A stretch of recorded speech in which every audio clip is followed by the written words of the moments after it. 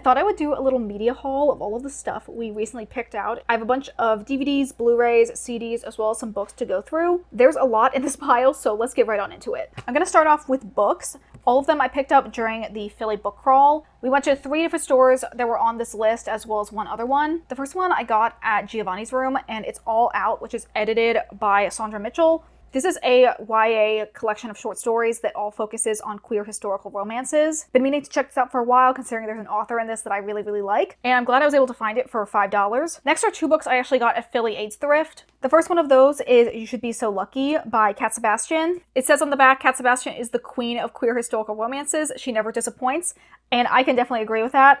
I've loved pretty much every Cat Sebastian book I've read, and I think this one is quite well loved by her fans, so I'm super excited to check it out.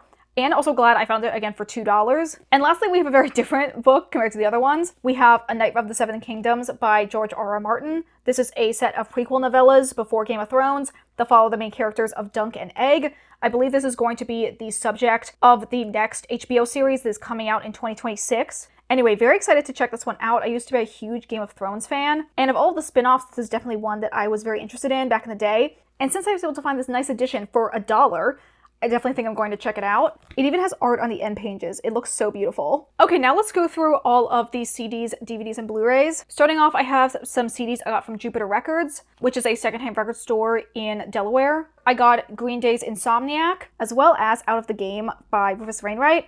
These were both in their $1 back room. Next, I have some CDs that we actually got as a Barnes & Noble order my wife placed, so I didn't actually pay for any of these, but she ended up getting Taylor Swift's 1989. And then as a little surprise gift for me, she ended up getting me Bite Me by Renee Rapp. I've been listening to this album so much lately, and I'm super glad I now have a physical copy. In that same Barnes & Noble order, my wife got 2 different DVDs. The first one is Get Out, obviously such a classic, and the other one is definitely a new favorite of ours. We have Sinners. Super excited to have this, especially because my parents wanted to watch it.